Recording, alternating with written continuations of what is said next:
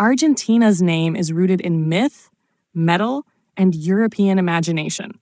When Spanish explorers first arrived in the region during the early 16th century, they were enchanted by tales of a land overflowing with silver.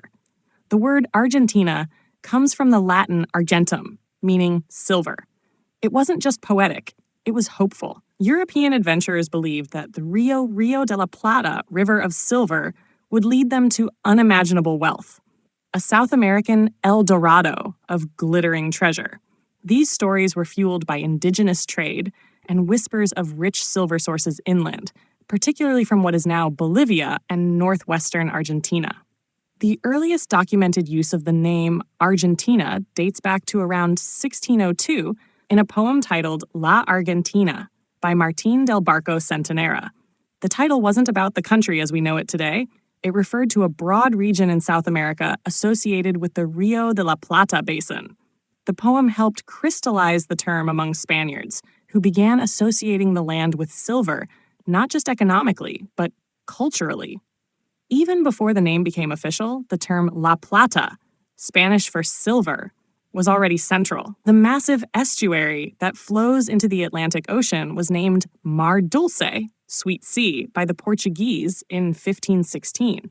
But after the disappearance of Spanish explorer Juan Díaz de Solís and subsequent rumors of silver riches, it became known as the Rio de la Plata.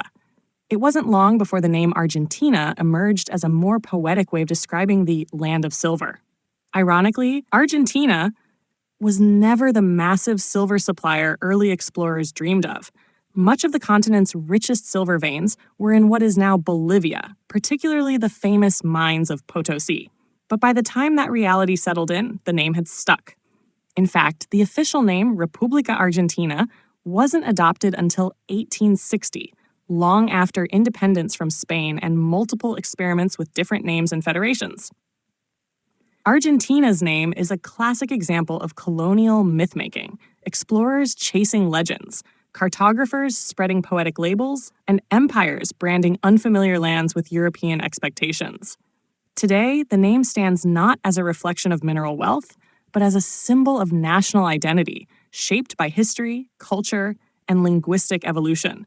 It's a silver name for a golden land, etched in both fantasy and fact.